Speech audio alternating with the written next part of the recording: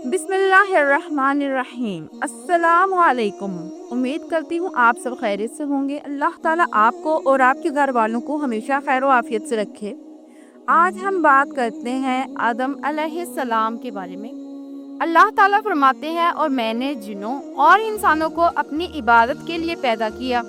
अल्लाह ताला ने हमारे बाप को क्यों पैदा फरमाया? हमें क्यों पैदा फरमाया? ताकि हम इसकी इबादत करें, अगरचा वो इबादत का मोहताज नहीं। वो तो बेनियाज है, अलबत्ता हम इसके मोहताज हैं। इसके अस्मा बेहतर और हसीन है। वो आलीशान सिफ़ात का मालिक है। इसने अपने नामों के आसार ज़ाहिर करने के लिए मखलूक को पैदा फरमाया। रहमत के आसार, कुदरत के आसार, जब और ताकत के आसार, हिकमत के आसार ज़ाहिर करने के लिए मखलूक़ात को पैदा फरमाया, वरना वो किसी चीज़ का मोहताज नहीं। आदम अलैहिस्सलाम की तख्लीक से पहले इस बारे में अल्लाह ताला ने फरिश्तों से मुकालमा हुआ।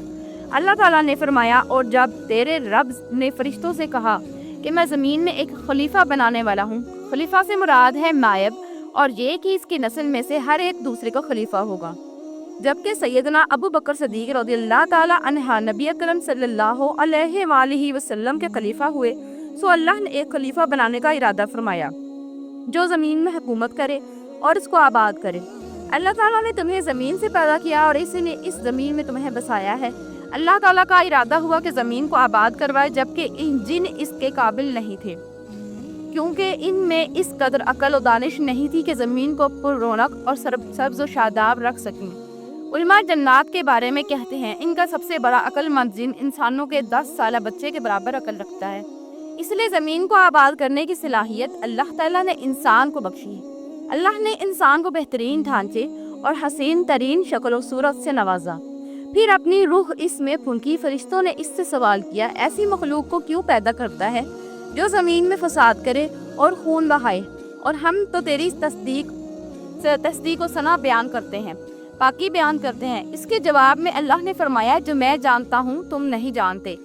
दरअसल फरिश्तों ने किसी तरह मालूम कर लिया था कि आदम की औलाद ज़मीन में फसाद करेगी, खून रेजी करेगी, लेकिन उन्होंने ये बात एतराज़ के तौर पर नहीं कही थी, क्योंकि ऐसा एतराज़ करना तो गुनाह है, और फरिश्ते पलक झपकने के बराबर भी अल्लाह की मुआयसत और नाफरमानी नहीं करते, बल्कि वो तो नहायत मुअज़्ज़ज़ इबादत गुजार हैं। किसी बात में अल्लाह परस्तिश, दस्ती और सबकत नहीं लेते और इसके हुक्म पर अमल करते हैं। अल्लाह के हुक्म की नाफरमानी नहीं करते, बल्कि जो हुक्म दिया जाए बजा लाते हैं।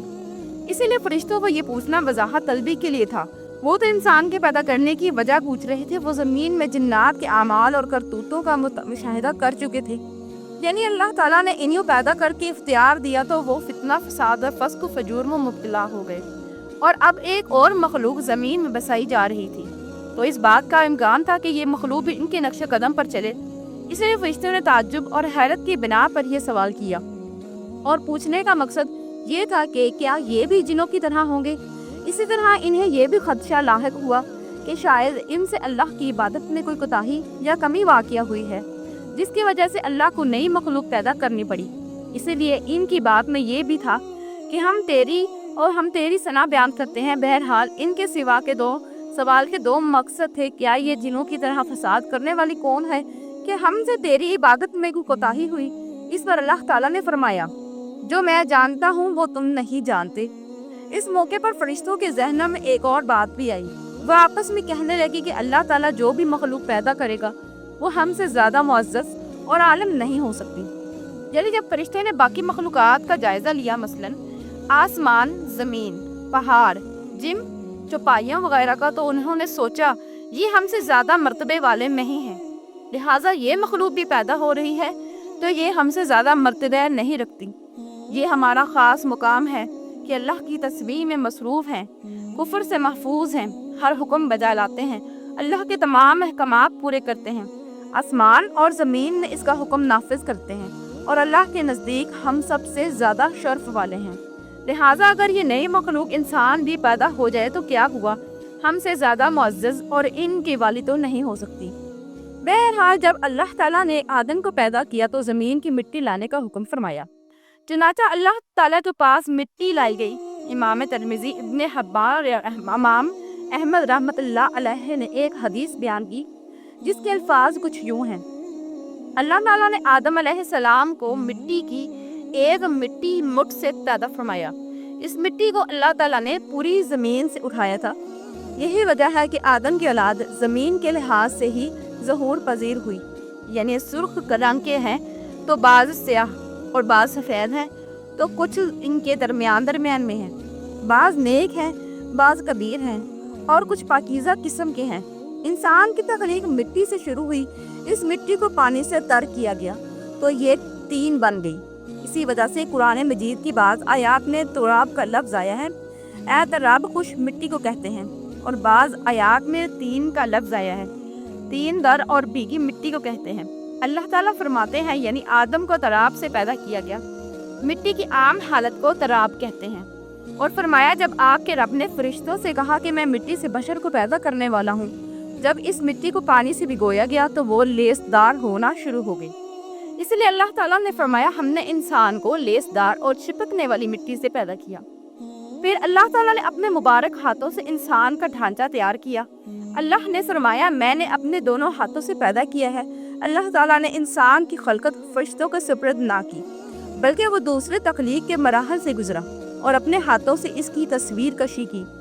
अल्लाह ने इंसान को पहले एक मूर्ति की सूरत में ढाला, इसके बाद एक मुकर्ररा मुद्दत तक छोड़े रखा, यहाँ तक कि गीली मिट्टी खुश्क हो गई और इसका रंग स्याह हो गया, बदबू आने लगी।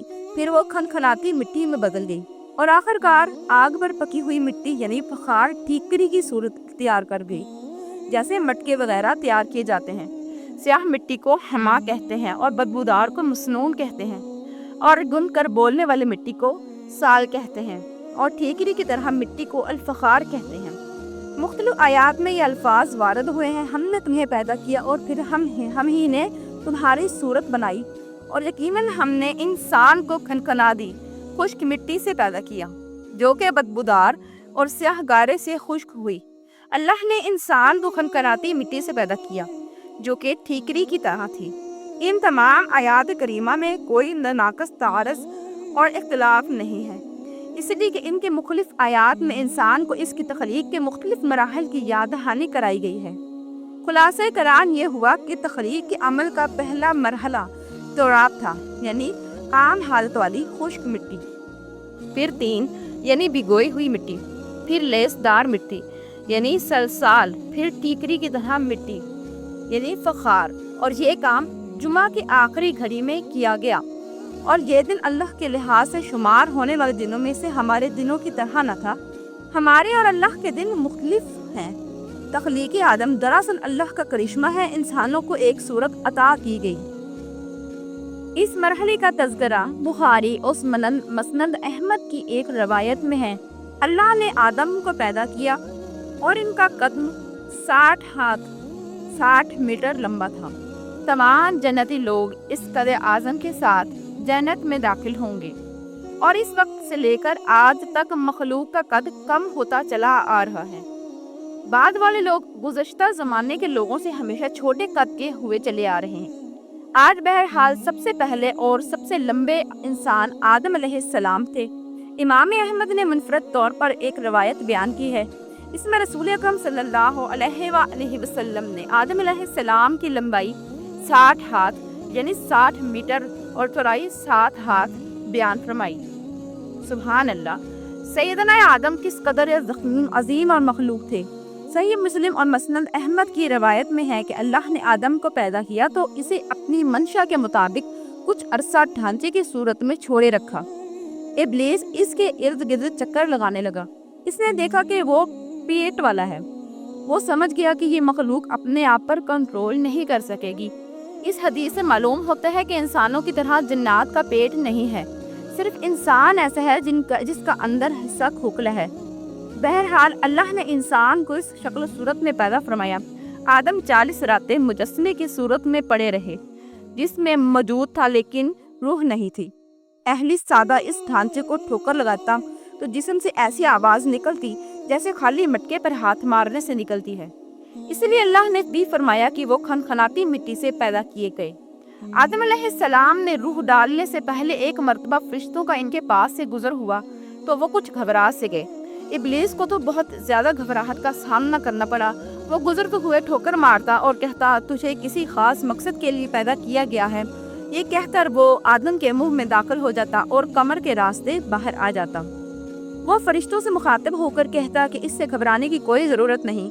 अगर मुझे इस पर मुसल्लत कर दिया गया तो तुम यकीनन इसे हलाकत में डाल दूंगा, और अगर इसे मुझ पर मुसल्लत कर दिया गया तो बिलाशुबा मैं इसकी नाफरमानी करूंगा। अंदाज़ा कीजिए कि वो ताज्जुब कर रहा है कि इन क्यों पैदा किया गया।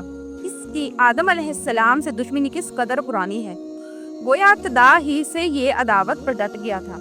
बहरहाल अल्लाह ने आदम में रूह फूंकी। इस मज़मून को कुरान मजीद में जा बजा जिक्र किया गया है। अल्लाह ताला फरमाते हैं, जब मैं इसको ठीक ठाक कर लूँ और इसमें अपनी रूह फूंक दूँ तो तुम सब इसके सामने सजदे में गिर पड़ना। एक और जगह फरमाया, अल्लाह ताला के नज़दीक ईसा अलैहिस्सलाम की मिसाल हूबहू आदम अलैहिस्सलाम की मिसाल की सी है। अल्लाह ने इन्हें मिट्टी से बनाकर कहा, हो जा, वो हो गए। अल्लाह ने आदम अलैहिस्सलाम को मिट्टी से पैदा किया, अपने हाथों से बनाया, फिर इसमें रूह फूंकी। इसका मुफस्सल बयान हदीस में मौजूद है। जब इनमें रूह फूंकी और इब्तिदा में रूह जैसे ही सर के अंदर दाखिल हुई, आदम अलैहिस्सलाम को छींक आ गई। फरिश्तों ने कहा आदम अलैहिस्सलाम से कि अल्हम्दुलिल्लाह कहिए। उन्होंने कह दिया। अल्लाह की इस तारीफ के जवाब में अल्लाह ताला ने फरमाया, रहमका रब्बक, यानी तुझ पर तेरा रब रहम फरमाए। सुभान अल्लाह। अल्लाह जुल जलाल वल इकराम ने आदम अलैहिस्सलाम में रूह मुकम्मल होने से पहले इन्हें अपनी रहमत से सरफराज फरमा दिया। बहरहाल जब रूह इनकी आंखों में दाखिल हुई और उन्होंने जन्नत के फलों को देखा तो इनमें गौर फिक्र करने लगे। जब रूह पेट में दाखिल हुई तो खाने की तलब महसूस हुई।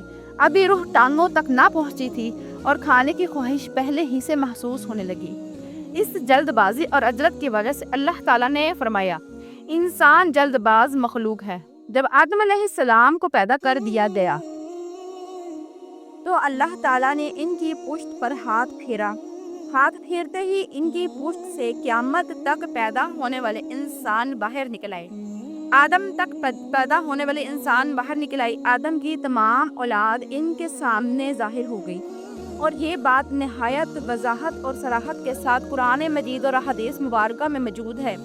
मुस्लिम बिन यस्यार रहमतुल्लाह अलैह बयान करते हैं कि सैयदना उमर बिन खत्ताब रज़ियल्लाहु ताला अन्हा ने किसी से इस आयत करीमा का बारे में पूछा, और जब आपके रब ने औलाद आदम की पुश्त इनकी औलाद को निकाला और इनसे इन्हीं के बारे में इकरार लिया कि क्या मैं तुम्हारा रब नहीं।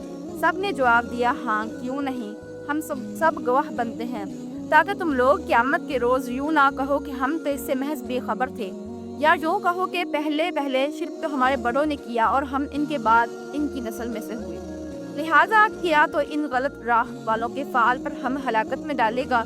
सैयदना उमर रज़ियल्लाहु ताला अन्हा ने इस शख्स के सवाल के जवाब में फरमाया, मैंने सुना है कि रसूल अकरम सल्लल्लाहु अलैहि वसल्लम फरमा रहे थे, अल्लाह ने आदम अलैहिस्सलाम को पैदा किया, फिर अपने दाएं हाथ को इनकी पुश्त पर फेरा और इसने इस नस्ल इंसानी को बाहर निकाला और इनकी तरफ इशारा करके फरमाया, मैंने इन्हें जन्नत के लिए पैदा किया और ये जन्नत वालों के आमाल करेंगे।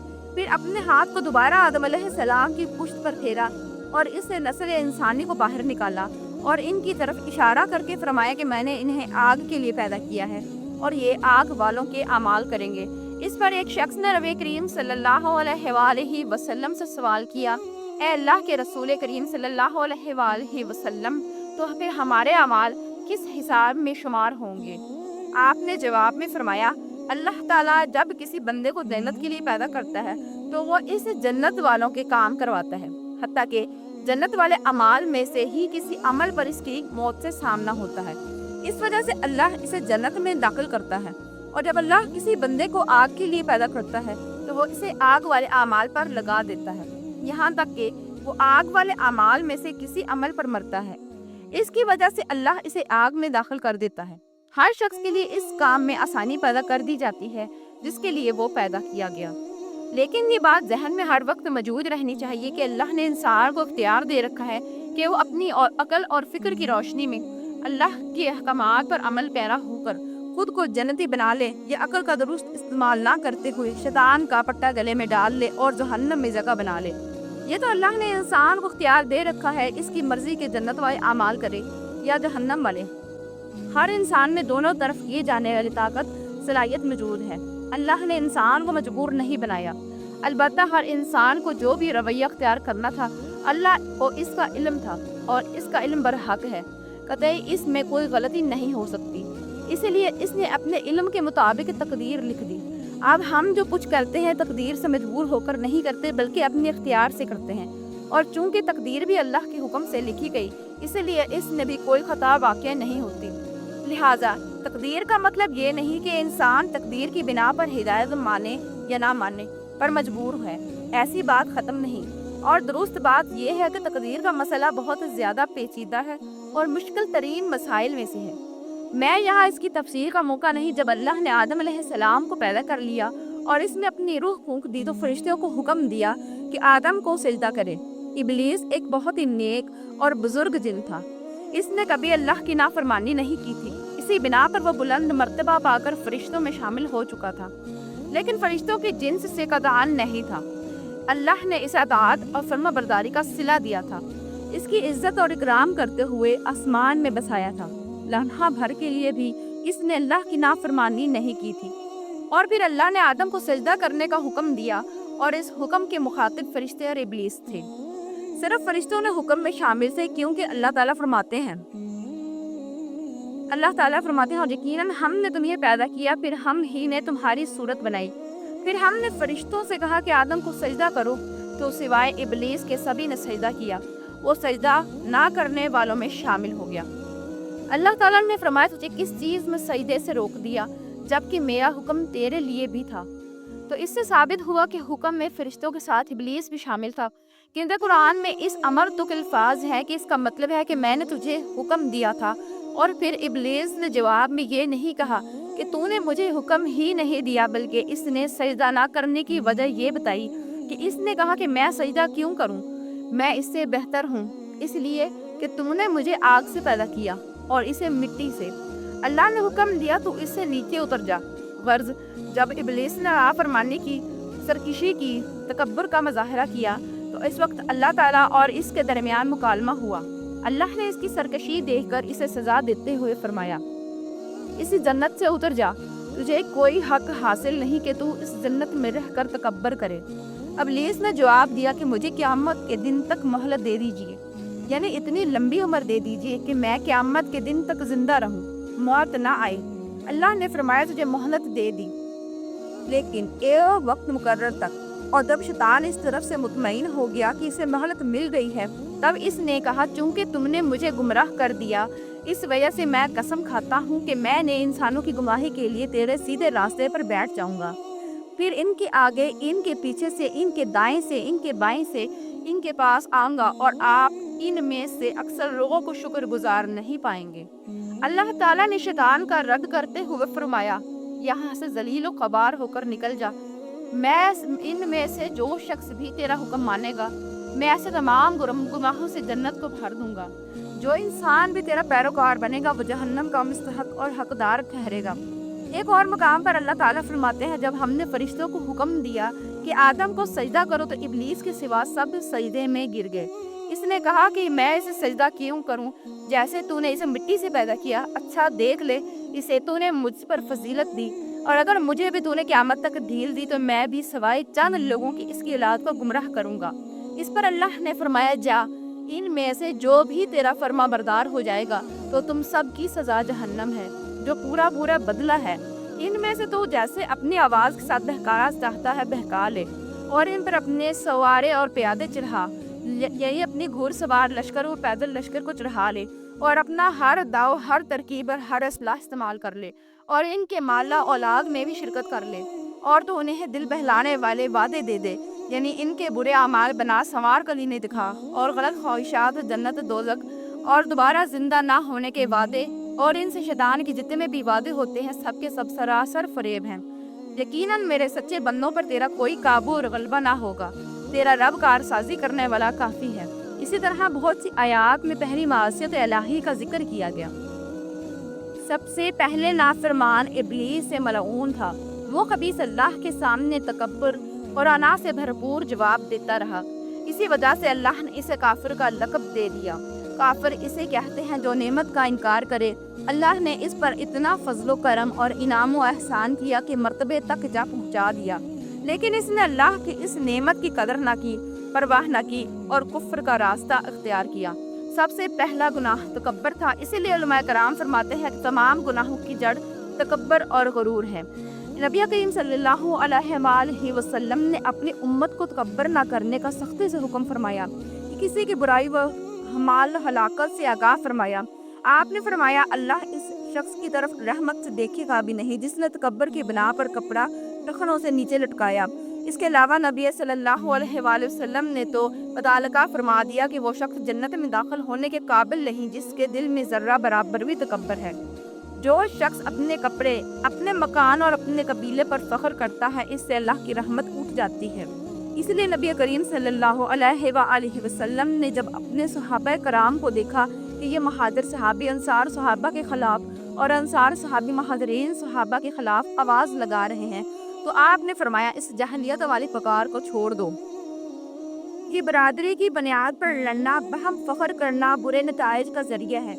گناہوں کے بنیاد پر تکبر، اس لیے ہر مومن کو چاہیے کہ اپنے نوکر، خادم، ملازم یا کسی بھی مسکین پر کبھی بھی فخر و غرور کا اظہار نہ کرے، کیونکہ یہی اللہ کی سب سے پہلے نافرمانی وجود میں آئی تھی۔ تب تکبر کا یہ ذکر ضمنہ آ گیا۔ پھر ہم اپنے موضوع کی طرف لوٹتے ہیں۔ اللہ نے آدم علیہ السلام کو پیدا کیا اور انہیں عالم بنا کر ہی تخلیق کیا۔ جب وہ